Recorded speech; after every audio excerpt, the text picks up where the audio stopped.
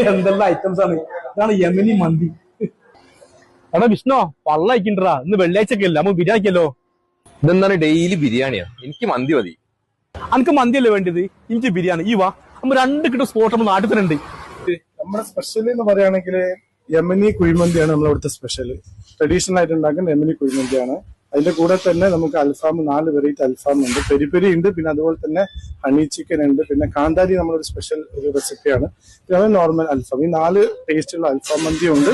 അതുപോലെ തന്നെ ബിരിയാണി വെച്ചാണെങ്കിൽ കോഴിക്കോട് കുറ്റിച്ചറ ദം ബിരിയാണി, കല്യാണപ്പുറയിലൊക്കെ പോയി വെക്കുന്ന, വെപ്പാര് വെക്കുന്ന നല്ല ബിരിയാണി കിട്ടും. ബീഫും ഉണ്ട്, ചിക്കനും ഉണ്ട്.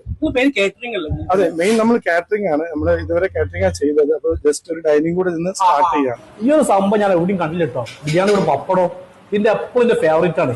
ഈ പപ്പടം ഇങ്ങനെ കൂട്ടി ബിരിയാണി കുഴച്ചിട്ടുണ്ടല്ലോ, ആ ചിക്കന്റെ ലെഗ് പീസിന്റെ ഒരു പീസ് എടുക്കുക. കിട്ടോ